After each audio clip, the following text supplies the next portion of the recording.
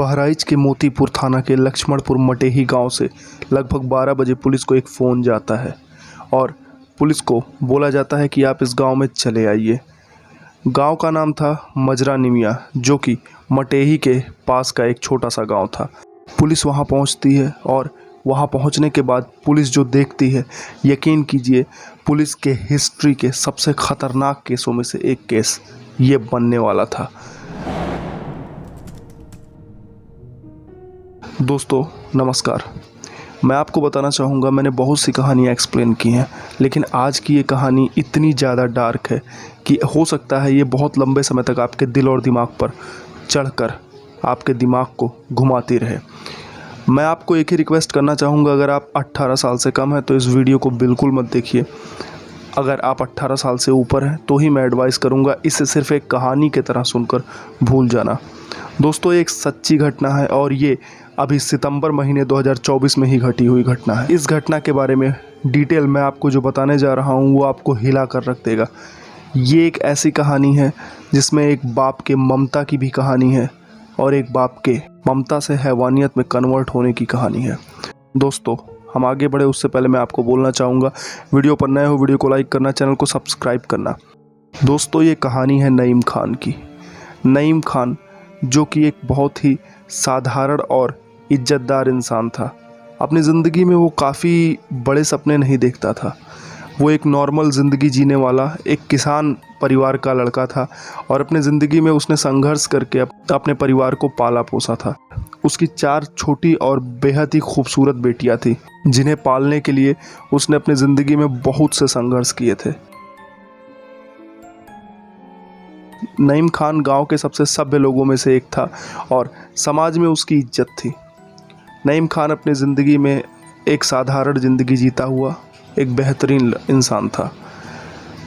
नईम खान की ज़िंदगी में सबसे बड़ी घटना तब घटती है जब वो ये देखता है कि उसकी सबसे बड़ी बेटी, जो कि अभी महज 17 साल की है, वो किसी लड़के के प्यार के चक्कर में पड़ चुकी है। नईम खान उस लड़की को बुलाता है और समझाता है। वो कहता है कि बेटी देख, इन सारी चीज़ों में पढ़ने का कोई मतलब नहीं है। तुम अगर ज़िंदगी में अपने ज़िंदगी में कुछ करना चाहती हो तो पहले अपने लाइफ में पढ़ाई लिखाई करो और इन सारी चीज़ों पे बहुत ज़्यादा ध्यान मत दो। तुम पढ़ाई लिखाई करो, काबिल बनो, तुम्हारी शादी अच्छे परिवार में करवा दूंगा। बेटी भी सारी चीज़ें मान जाती हैं। बेटी भी कहती है ठीक है पापा, मुझसे गलती हुई, अब मैं दोबारा ये गलती नहीं करूँगी। और नईम खान भी सोचता है कि बेटी है, जवानी में गलतियाँ हो जाती हैं, कोई बात नहीं। और सारी चीज़ें फिर नॉर्मल होने लगती हैं। कुछ समय के बाद नईम खान अपने परिवार के साथ थोड़ा घूमने के लिए जाता है और घूम टहल कर वापस आता है। वापस आने से पहले नईम खान नोटिस करता है कि जब वो ट्रेन में बैठा था तो उसकी बेटी के पास कोई फ़ोन बार बार आ रहा था। उसकी बेटी बार बार छिपकर नईम खान से छिपकर बातचीत कर रही थी। नईम खान ने इस बात पे बहुत ज़्यादा ध्यान नहीं दिया। वो वापस घर आया और अपनी बेटी को बोला कि कुछ खाने के लिए बना दो। उसकी बेटी ने उसके लिए खाने के लिए बनाया और वो खा पी के अपना काम पे चला गया। शाम को वापस आते वक्त उसने अपनी बेटी के लिए एक बहुत ही खूबसूरत सैंडल लिया और लाकर अपनी बेटी को दिया। क्यों? क्योंकि उसकी बेटी ने बोला था पापा मेरी चप्पल टूट चुकी है। तो उसने ये सोचा कि मेरी बेटी स्कूल में पढ़ने के लिए जाती है, उसे एक सैंडल दूंगा तो काफ़ी खुश हो जाएगी। और वो सबसे बड़ी बेटी थी। उसके बाद भी 3 बेटियां और थीं नईम खान के पास। गिफ्ट मिलने के बाद उसकी बेटी काफ़ी खुश होती है और खुश होने के बाद वो पिता के लिए अच्छे अच्छे खाने बनाती है और पिता को खाना खिलाती है। खाना खाने के बाद पिता सो जाता है और यहाँ से बेटी का एक काला चेहरा सामने आता है। जी हाँ दोस्तों, उसकी बेटी रात भर दूसरे लड़कों को बुलाकर अपने साथ उनके साथ एंजॉय करती रहती थी। नईम खान को इस बारे में कुछ नहीं पता था। एक दिन वापस लौटते समय नईम खान अपनी बेटी को किसी लड़के के साथ देखता है। वो अपनी बेटी को दोबारा बुलाता है और उसे समझाता है। वो उसे समझाता है बेटी देख, ऐसे कोई भी गलती मत करो जिस चीज़ के कारण मेरी इज्जत पानी में मिल जाए।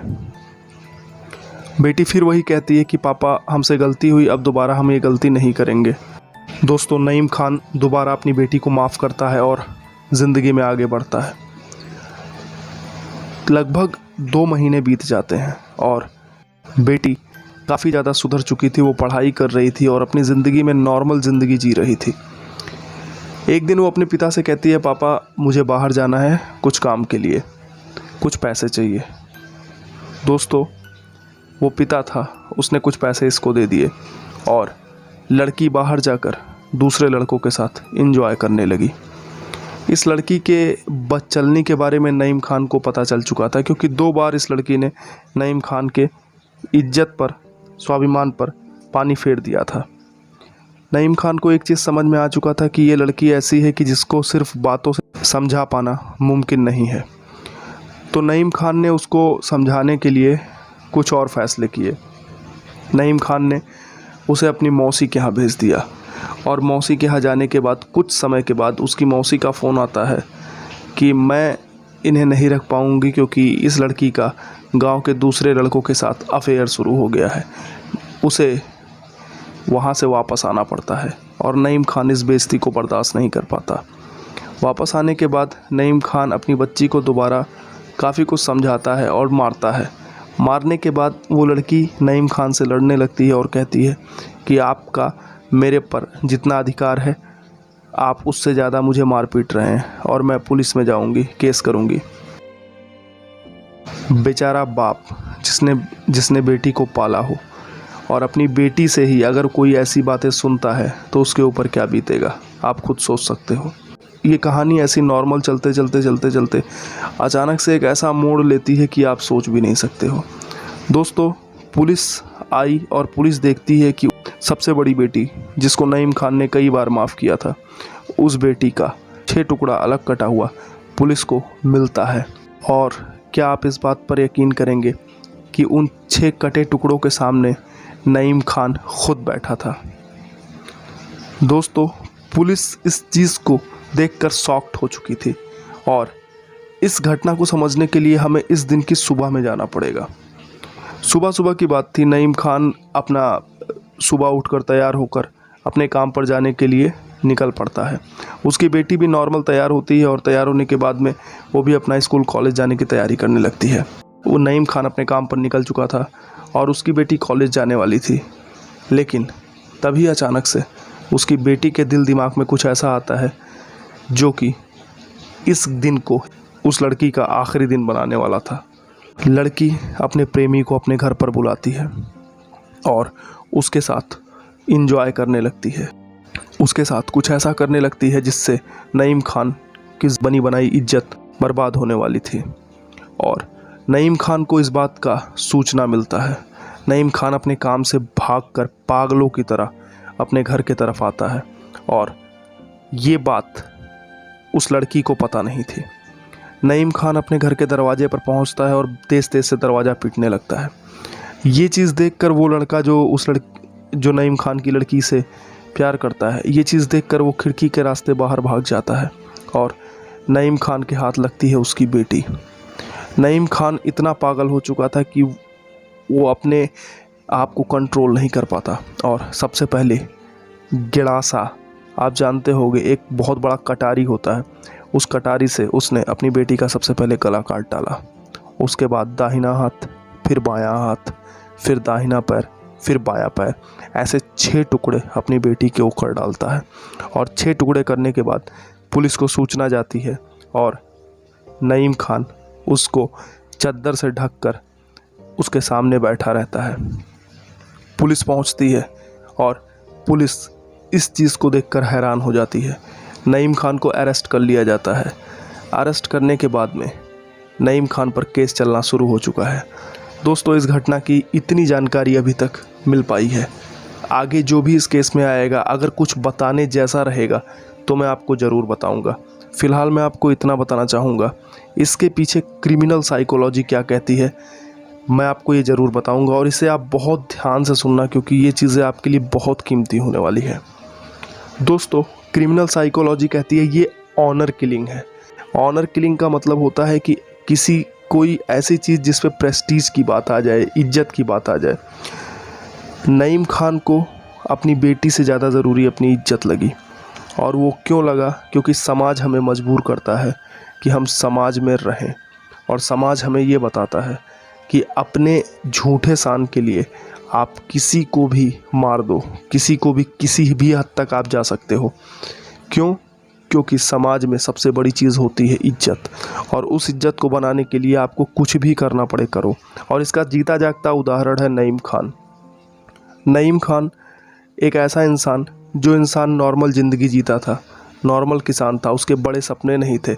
उसकी 4 बेटियां थी और उनको पढ़ा लिखा कर वो किसी लायक बनाना चाहता था। बड़ी बेटी की एक बार गलती करने पर वो उसको समझाता है, दोबारा गलती करने पर उसको समझाता है, लेकिन एक ऐसा वक्त आता है जब कोई बाहर का इंसान उसको बताता है कि तुम्हारे घर में तुम्हारे लड़की का प्रेमी आया है। उस वक्त में नईम खान के दिल पर यह बात लगती है और उसका ईगो हर्ट होता है। नॉट ओनली उसका ईगो हर्ट होता है बल्कि उसका सुपर ईगो हर्ट हो जाता है, और इंसान का जब सुपर ईगो हर्ट होता है तो इंसान पागल हो जाता है। दोस्तों, ये कहानी एक इंसान के साइकोलॉजी की बहुत बढ़िया उदाहरण है कि एक इंसान की जो साइकोलॉजी होती है, अगर इंसान का ईगो हर्ट हो तो इंसान किस हद तक जा सकता है। नईम खान इसका जीता जागता उदाहरण हम लोगों के लिए बन चुका है। मैं आपको सिर्फ इतना बताना चाहता हूँ, आप में से जितने भी लोग हैं उन सभी लोगों की ज़िंदगी में कभी ना कभी ऐसे वक्त ज़रूर आए होंगे जिस वक्त में आप अपने ऊपर से कंट्रोल खो देते हो। साइकोलॉजी में बताया जाता है कि ये वक्त तब होता है जब कोई आपका सुपर ईगो को हर्ट करता है। आपकी प्रेस्टीज पर बात जब आ जाती है तब आप सब कुछ छोड़ने या सब कुछ पकड़ने के लिए तैयार हो जाते हो। आप वो सब कुछ करने के लिए तैयार हो जाते हो जो आप कभी भी नॉर्मल रहते हुए करने के बारे में सोच भी नहीं सकते। और इंसान का सुपर ईगो हर्ट होता है तब जब इंसान कुछ ऐसा देखता या सुनता है जिसकी उसने कभी कल्पना नहीं की होगी। हमारी कल्पना से परे जो चीज़ें होती हैं, कुछ ऐसा जो हमें शॉक कर दे, कुछ ऐसा जो हमने कभी कल्पना ही नहीं किया था वो हमारे सामने घट जाए, तब इंसान का सुपर ईगो हर्ट हो जाता है। कई लोग इसके कारण मर जाते हैं, हार्ट अटैक आ जाता है कई लोगों का ब्रेन का नस फट जाता है, कई लोगों के दिमाग फट जाते हैं। क्यों? क्योंकि इंसान की ज़िंदगी में घटनाएं बताकर नहीं होती, और उस वक्त में अगर आपके पास में नॉलेज नहीं है कि उन घटनाओं को हैंडल कैसे करना है तो डेफिनेटली आप अपनी ज़िंदगी में कुछ ऐसा कर गुजरोगे जिसका पछतावा आपको ज़िंदगी भर होने वाला है। और ये केस उसका एक जीता जागता ताज़ा उदाहरण है, बेहद ताज़ा उदाहरण।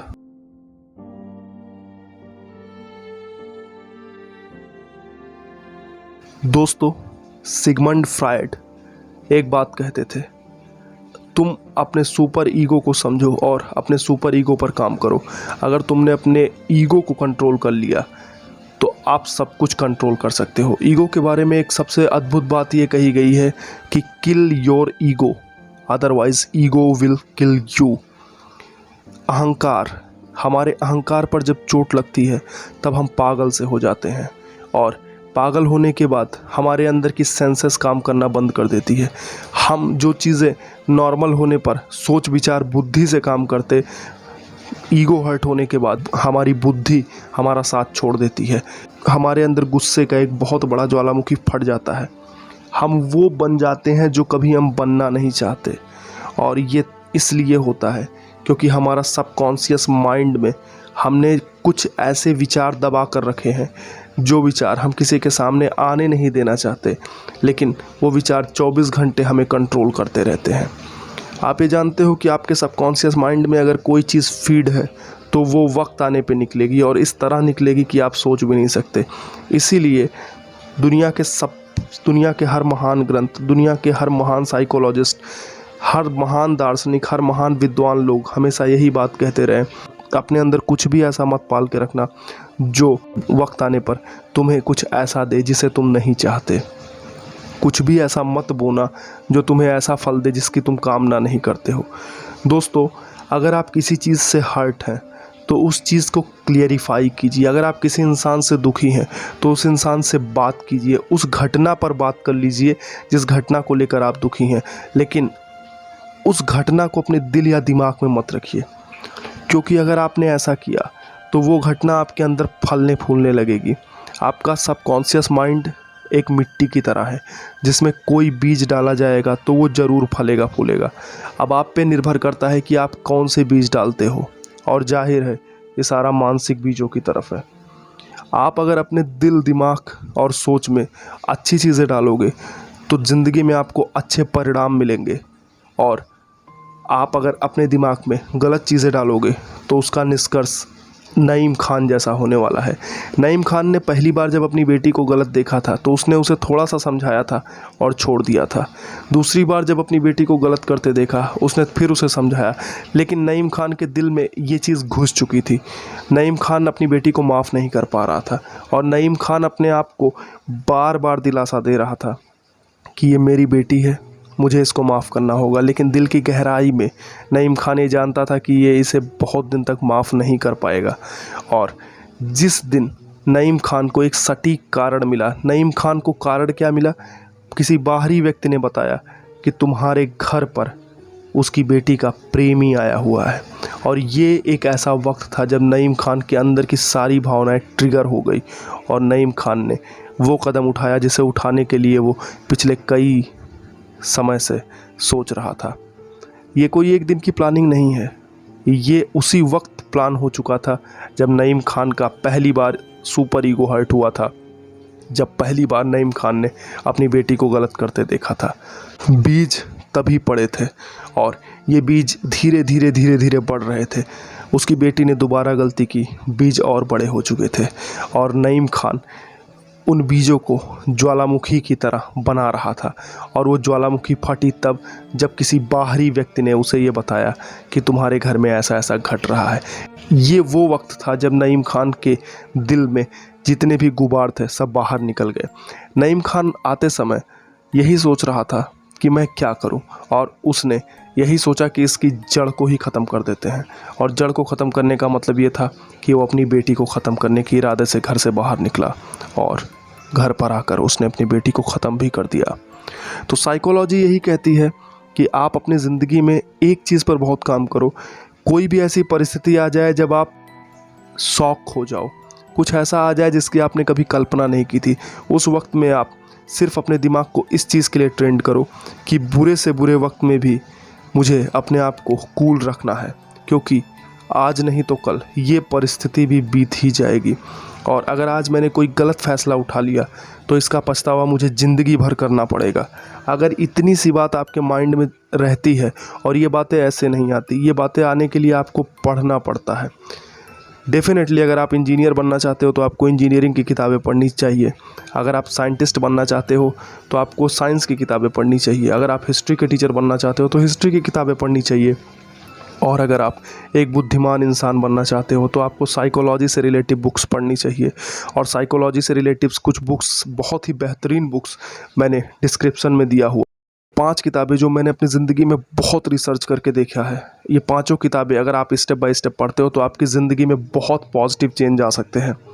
मैं सिर्फ इतना ही कह सकता हूँ कि ये घटना हमें कुछ ऐसा सिखा के गई जिसके बारे में आप सिर्फ निगेटिव ही देख सकते हो, बट इसमें कुछ पॉजिटिव मैं देख सकता हूँ। पॉजिटिव ये देख सकता हूँ कि ज़िंदगी में कुछ ऐसे पल आ जाते हैं जिस वक्त में आप अपने ऊपर से अपना कंट्रोल खो देते हो। उस वक्त में आपका साथ देती हैं आपकी पढ़ी हुई और सुनी हुई जानकारियाँ। अगर आप अपने दिमाग के बारे में जानते हो तो आप उस वक्त भी अपने आप को कंट्रोल कर सकते हो जिस वक्त आप पागल हो सकते हो। मतलब जो घटनाएं आपको पागल कर सकती हैं, विचलित कर सकती हैं, क्रिमिनल बना सकती हैं, खूनी बना सकती हैं, उस वक्त भी आप अपने आप को कंट्रोल कर सकते हो। कंट्रोल ऐसे कर सकते हो कि आप अपने दिमाग के फंक्शंस को जानो। आप ये जानो कि आपका दिमाग काम कैसे करता है। आप ये जानो कि आप जो हो वो क्यों हो। आप ये जानो आप जैसा सोचते हो, जैसा महसूस करते हो, वैसा क्यों करते हो। अगर आप ये सारी चीज़ें जानते हो तो डेफिनेटली आप अपने आप को कंट्रोल कर सकते हो, और इसकी शुरुआत आपको आज से ही करनी होगी। हम अपने लिए बुरा होने का इंतज़ार नहीं कर सकते।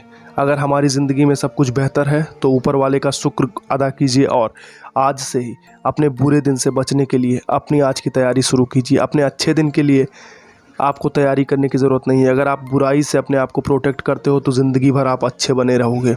और आपको पढ़ना चाहिए, ज़रूर पढ़ना चाहिए साइकोलॉजी से रिलेटिव बुक्स। कुछ किताबें जैसे मैक्सिमम अचीवमेंट, साइको साइबरनेटिक्स, ये सब किताबें आपको पढ़नी ही चाहिए। इनमें दिमाग के बारे में कुछ ऐसा लिखा हुआ है जो आप अभी तो खैर सोच भी नहीं सकते। दोस्तों, ये घटना बेहद दुखद है। इस घटना की मैं निंदा करता हूँ और मैं सिर्फ इतना ही जानता हूँ, ये सिर्फ इसलिए हुआ क्योंकि इंसान अपने माइंड को कंट्रोल नहीं कर पाया। अगर हम अपने माइंड को कंट्रोल करें तो हम दुनिया में हर चीज़ें कंट्रोल कर सकते हैं। आपका दिमाग आपका सबसे बड़ा दोस्त या आपका सबसे बड़ा दुश्मन हो सकता है। भलाई इसी में है कि आप इसको जानिए, आप इसके बारे में समझिए और इसको अपना दोस्त बनाइए। आई होप आपको मेरी पूरी बात समझ में आई होगी। वीडियो पसंद आया, वीडियो को लाइक करना, चैनल को सब्सक्राइब ज़रूर करना और शेयर करना वीडियो को उन लोगों तक जिनको इस तरह की वीडियो की ज़रूरत है। चलिए दोस्तों, मिलते हैं नेक्स्ट वीडियो में। तब तक के लिए wish you all the best. Thank you so much. Bye bye.